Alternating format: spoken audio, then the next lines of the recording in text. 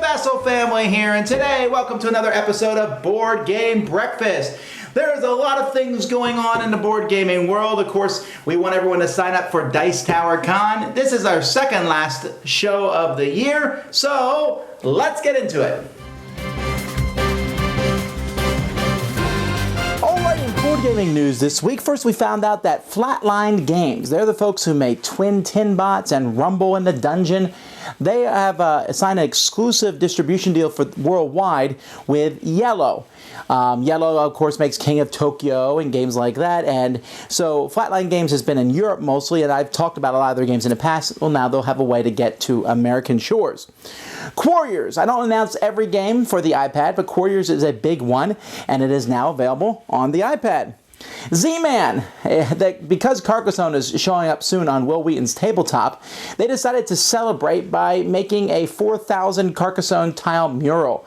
You can see a video of them making it, although the video is like this modern editing, like boom, boom, boom, boom, boom. So it's really hard to see. They never really show you the whole thing, which would have been cool. But still, 4,000 tiles, that's neat. Lords of Vegas has a new expansion coming, says Mayfair Games. Up, it's called. It's going to add 2 more colors, which is great. Now you can have a 5 to 6 player games. I like Lords of Vegas. I actually keep it. My biggest problem with it was it only went to 4 players. 5 to 6 would be fantastic, and the reason it's called Up is because instead of building casinos out like this, you can now build them higher. Very much looking forward to that. Steam expansion number 4 with Poland and South Africa. Of course, that's like saying, hey, the sun's going to rise this week. That was also another expansion for Steam. Let's see, a new cooperative game has been announced about fighting off King Richard and Lady Macbeth. This is a semi-cooperative game called Kill Shakespeare. It is based on a graphic novel of that same name. It's done by the same 2 designers who put together the very fun game Yido. So looking forward to this one. Tessen has been announced. This is a fighting with fans. You know, those Japanese fans? This is like a speed game where you play cards with up to 5 players. They say it takes 3 minutes to play. So, there you go. Dungeons and Dragons. Wizards of the Coast says they finally announced a release date for their next one. It was called D&D Next. I don't know if that's what it's still called. The announcement just called it the new version of Dungeons and Dragons. And they said summer of 2014. So, we'll probably see a big block party for it at Gen Con. Firefly has a new expansion coming, Pirates and Bounty Hunters. This is new cards, there's 2 new leaders and ships, and so they also, in the press release, announced that Firefly has sold 30,000 copies so far, which is pretty good. And Fantasy Flight has announced a new expansion for Talisman. The Firelands, it's called. It's going to have 81 new cards, and it's going to be able to destroy cards and ruin the landscape. So it sounds like it makes a game I don't enjoy even less fun to play. But for those of you who like Talisman, I'm sure that sounds awesome. Upcoming games, with what Nick said, that's really interesting. I don't know how I feel about that. On one hand, I want to say I admire the company. If your theme doesn't match the mechanics of the game, great. But at the same time, the game successfully funded, which means obviously a lot of people thought there was something good behind it. I don't know. It's an interesting thing. We certainly would love to see feedback in the comments about that. All right, upcoming games. I always give the caveat here that these are games that I think are going to be coming out this week, but of course, nothing is guaranteed. Most of this stuff is from, actually, all of it is from Z-Man Games. They're games that they had hoped to have by Christmas, likely will come after Christmas. Dungeon Pets expansion, Dark Alleys, Glass Road, the Uwe Rosenberg game, Bruxelles, Russian Railroads, Tashkalar, and Carcassonne South Seas. Speaking of that one game, Bruxelles, that's a game that comes from Belgium. Let's take a moment to look at that game. Hi, my name is Boris Kruiki. I'm news another Belgian game.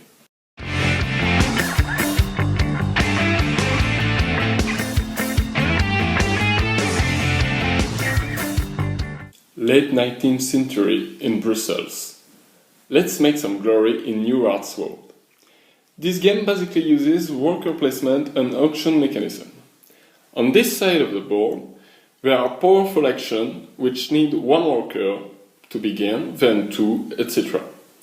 On the other side, each space can only receive one worker, but with some money under it. We don't use all of the spaces of this board. The first player chooses between two options to put this separator. Player will get works art, then sell them, collect materials, then use them to build ties on the board. When other player will go on your tie, you get a special action. At the end of the round, for each column, the player who spent the most money will get the bonus card. You also get points for majority in area controlling. You can also recruit character cards, which give special powers, but be careful, because you'll have to pay them back at the end of the game, or else you'll lose points. There are not so many possible strategies in this game, but they're all valid and hard to perform. It's a deep Euro game, but with rules easy to catch and a bunch of different mechanisms that really fit together. I suggest you to check it out. Bruxelles, 1893.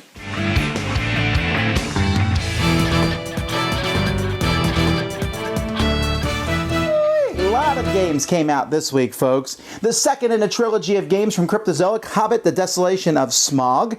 Gravwell, also from Cryptozoic, a game many people say is very innovative.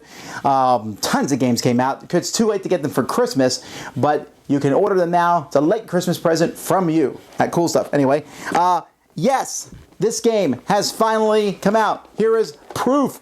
Race for the Galaxy Alien Artifacts comes out. Is it worth getting? See my review. Yeah, you might want to watch my review before you order it. Crossways, it's an okay game.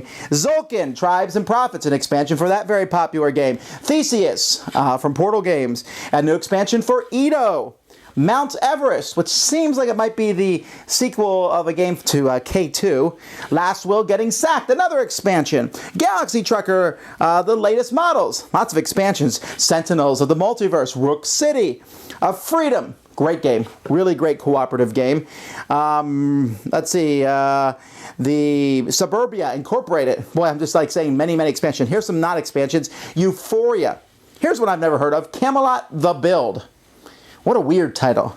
What's he building in there? Red Dragon N4, Rampage, and 8-Minute Empires Legends. Like I said, a ton of games. You can find all these at CoolStuffInc.com.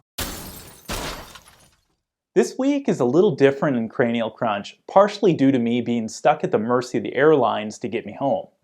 I was doing a training for work up in Vancouver, Canada, which is a great city, by the way, and was supposed to be home on Thursday, and it's now Saturday, and I just made it home. This was due to the snowstorm in Salt Lake City on Thursday, where the airport was shut down, and my connecting flight to Indianapolis was canceled. Fortunately, my wife insisted I pack a couple extra pairs of underwear just in case something unexpected happened. So rather than questions this week, you can crunch on some newer info about playing iOS games on US flights. The Federal Aviation Administration has finally relaxed their policy on the use of small electronic devices during liftoff and landing. So now you can keep your devices powered up the entire flight. The only drawback to this is that your device has to be in airplane mode until the in-flight Wi-Fi is active, if your flight has that. But it can still be exciting as you can continue to pass and play your game of Lords of Waterdeep with a complete stranger sitting next to you. Now, this regulation still doesn't apply in Canada, but this could change soon. So since I just got home, I better spend some time with my wife. And by the way, happy holidays, and may all of your travels be on time and safe.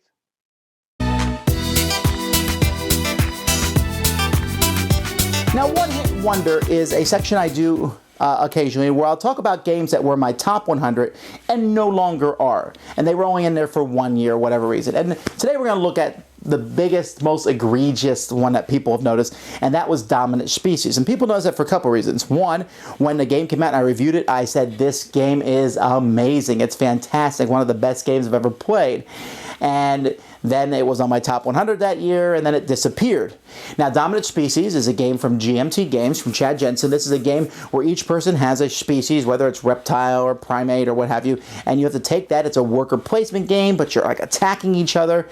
It's a long, in-depth game. Now, It was in my top 100 and it's dropped out. It is definitely in my top 200. So you have to realize that it hasn't fallen that far.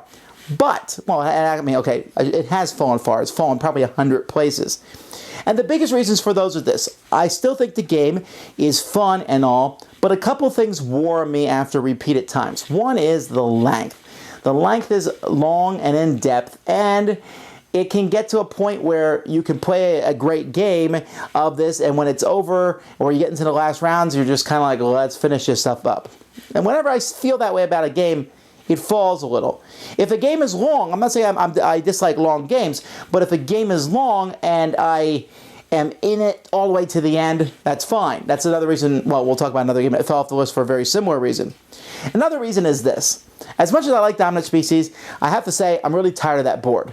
I really wish there was a way to just really make it look nice. Cubes and cones, after a while, gets really lame for a game that has this strong of a theme.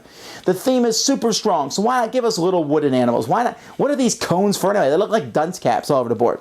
Now you say, Vasel, you're being picky. Well, yes, but at the same time, I can be picky when it comes to my top 100. I can pick, there's 100 fabulous games out of thousands and thousands and thousands, and so I'm being picky with Dominant Species, but when it all comes down to the fact, if someone says, do you want to play Dominant Species, and I go, I don't know, then it probably shouldn't be in my top 100. Okay, I think it's great, I think it's fantastic, but the components and my wavering of the fun to length ratio seems to be falling a little bit, so maybe it's not as great as I said at the beginning, but I'd still be willing to play it. I still think it's a fantastic game.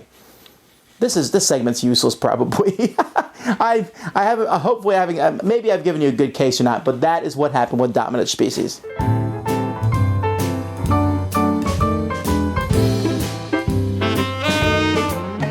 Hi there everyone, my name is Scott Nicholson and I'm an Associate Professor at Syracuse University School of Information Studies. And I am welcoming you to this episode of the Ivory Dice Tower, where we look at games in the Academy. This time I'm going to do a book review.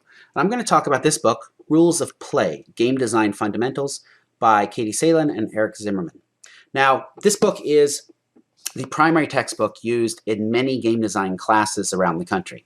And if you're looking to get serious and start the exploration of what is it to design games, I would recommend this be your starting point. There is a reader that goes along with this as well that has a lot of fantastic readings about the base of the field, but this is your starting point, Rules of Play. And what this book does is it breaks down some of the base concepts of what goes into making games. And we're not just talking board games, we're talking all sorts of games. This concept, Kevin Maroney has a definition for games that I like, where games are a form of play with goals and structure. Those three things are important, that you have play at the center of a game. And on a future episode, I will talk about what play means, that you have some sort of goals that you're trying to achieve as you play the game, and there's some sort of structure that guides you towards those goals. Developing that structure is a heart of the challenge of game design, and that's why if you think about the title of this book, Rules of Play, it's a good title. It helps you think about what game design really is, that you are writing the rules of play. So this book has hands-on exercises as well as discussions of theory. It goes through quite a bit at the beginning about definitions of what games are, helping you understand the role that games play, and then moves into talking about rules and what are rules and how do you create rules, the sorts of rules that you can create. And it approaches this from a theoretical perspective and looks at different ways that games are actually systems. And the fact that games are these systems of activities that emerge, and they have impact on different elements of the system. Things like, there are games that are frustrating because if you do well in the game, then you're just going to continue doing well, and you have the snowball effect. And you try to create games that don't have that typically, because that's not a fun thing to play against, even though it is a representative of the real world. And then they talk about play. They talk about the concept of play and what is play and why is play important, and how games are actually just taking play and formalizing play.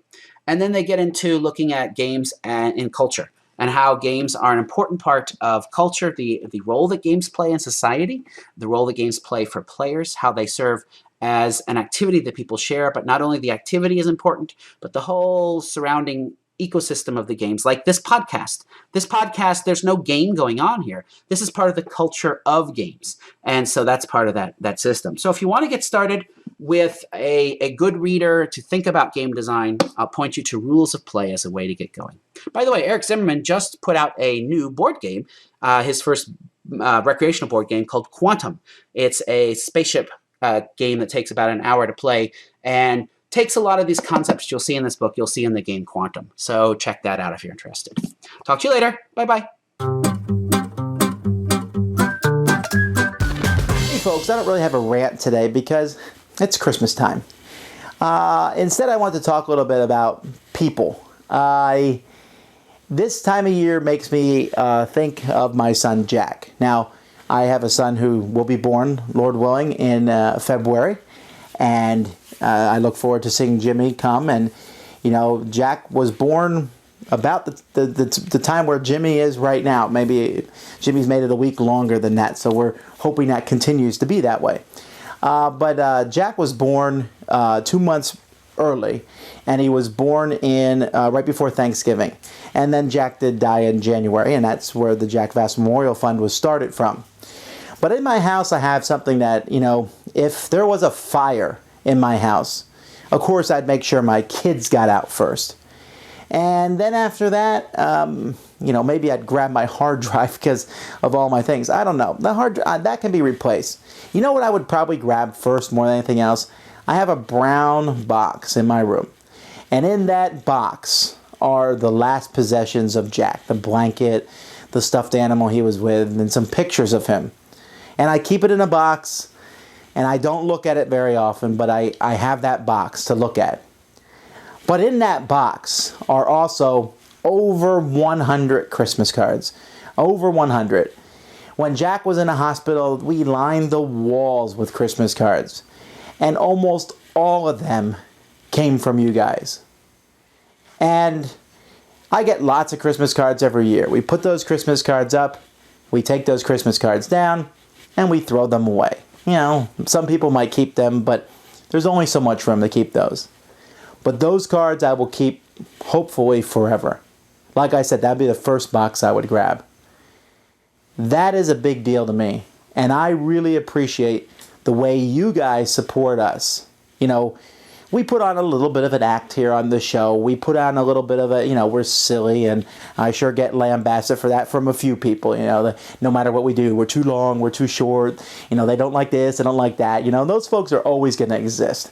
Okay, but you know what? The thousands and thousands of people who like us, who like our family. We've got people who sent presents to my kids over the years, who sent gifts, who've just done different things for us. And we really appreciate that. That's a big deal to us. Those cards, I'll never forget that. And so, yes, it's 3 years later now. Yeah, Jack would be 3 now. That's such an odd thing. But I will not forget that, and I always want to say thank you. So, thank you. And now, taking a change from that, let's take a look a little bit about how to make your games better. We're going to we have 2 segments in a row on that. One here about making dice trays, and another about some cheap dice that you can find.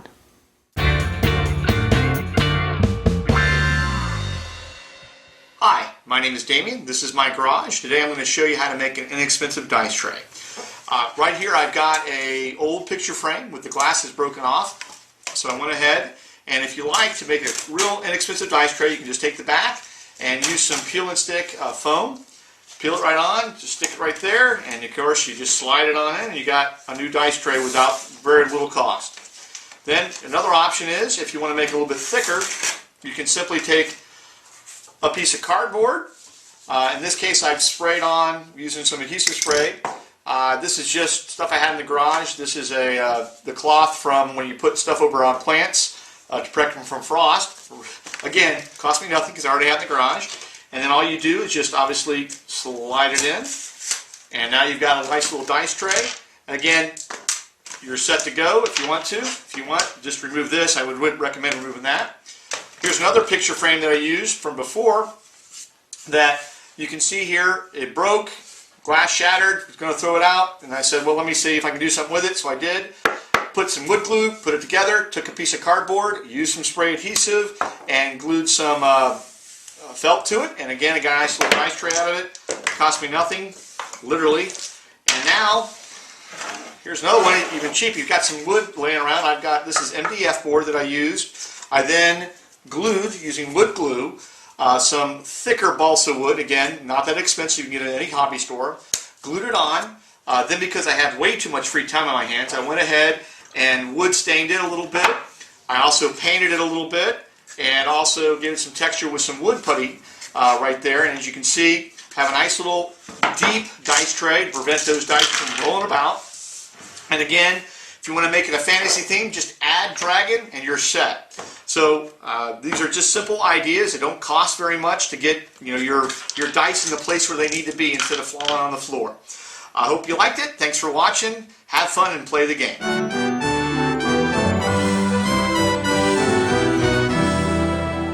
Hi, Clay here. In this segment, I would like to talk to you about various easy-to-acquire non-gaming items that can be repurposed for gaming accessories, like if you're making a prototype or you just want to pimp out a game.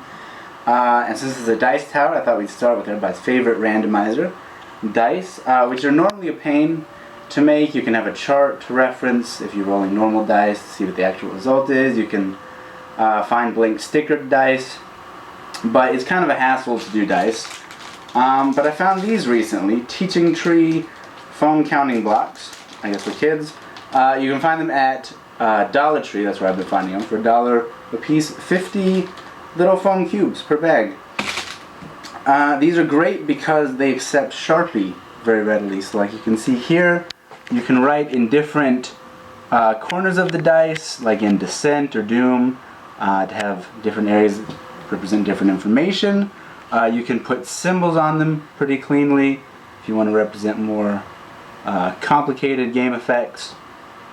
Over here, you don't always have to do something for a prototype. This is for an Agizia variant, a 2-player variant with a dummy player. So this is just, we didn't have a D3 handy, so this is just 1, 1, 2, 2, 3, 3.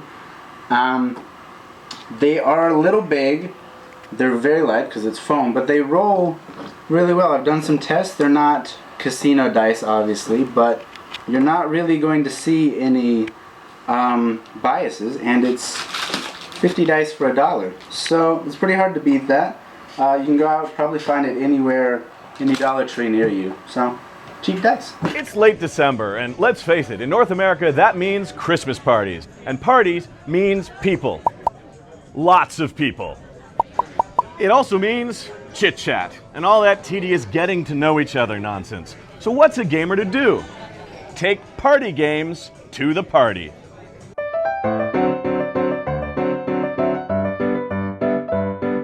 Most games top out at 4 to 6 players, and if you're the guy who brings out Lords of Waterdeep at the party, no matter how good a game it is, you're still the loser playing D&D at the Christmas party. So, party games have got you covered. Cranium has been a classic go-to party game for years. It's got so many different categories that everyone's going to find something in it to make them shine. If it's a smallish gathering, but still too big for Lords of Waterdeep, you want to try The Resistance. This secret identity, loyalty, social negotiation game is great. It lets you rat out your family members and your coworkers. And what's better than that at Christmas time? If you're fortunate enough to be at a gathering of fellow geeks, what you want to bust out is Geek Out. This party/trivia game is finally going to let all that geeky knowledge pay off. Can you name 4 Star Trek characters? Of course you can. How about 12? I can do 12 without even resorting to bridge crew on the Enterprise. Any Enterprise. That's right, come at me, bro. Maybe you aren't with your people and you need something a little more mainstream but still fun. Snake Oil's got your back. This game mechanically is a lot like Apples to Apples or its child, Cards Against Humanity. But in this game, you use the cards in your hand to make wacky products that you pitch to the current customer of the round. Hilarity will ensue, guaranteed or your money back. This is not an actual money back guarantee. We will not give you any money if you are dissatisfied with the low hilarity that ensues, even though it will be a lot. Now, there's tons of other great party games, but time's short and you've got to get your games partying.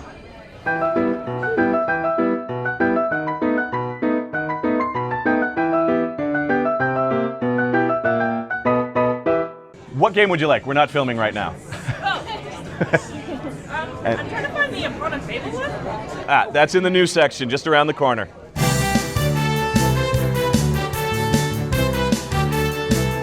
So what's coming from the Dice Tower this week? Well, to be honest, I don't know.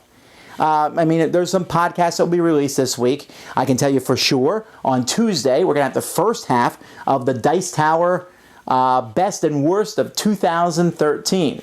So we talk a lot about that. We have a lot of contributors that will be uploaded to our podcast on Tuesday. On Wednesday, on Christmas Day itself, we'll be publishing a top 10 list of the best games of 2013 from me, Z, and Sam. So it was very enjoyable to record that, and you might be surprised at some of the games. There actually is one game already that I think would have made that list, but I played it after we recorded it.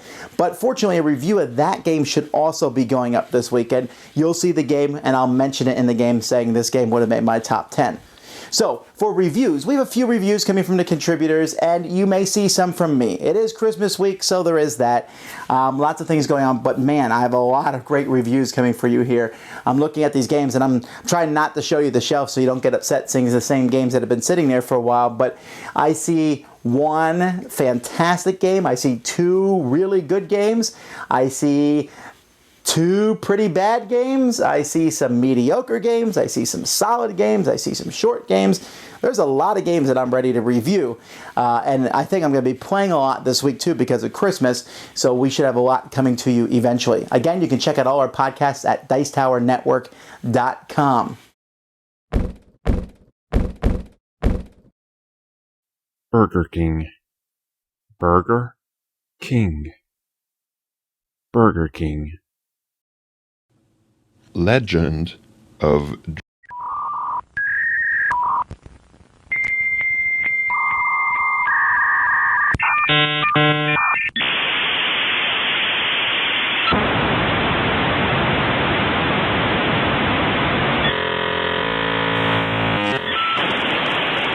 the board game.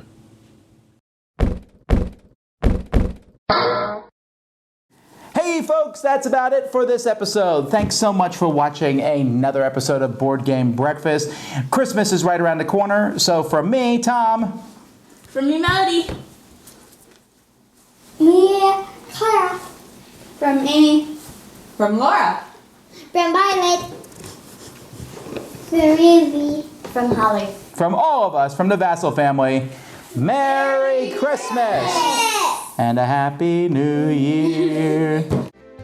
To find out more about all of our podcasts, check out dicetowernetwork.com. To see a listing of our videos, head to dicetower.com. We'd like to thank our sponsor, Cool Stuff Incorporated, where you can buy games for great prices. Cool stuff in stock.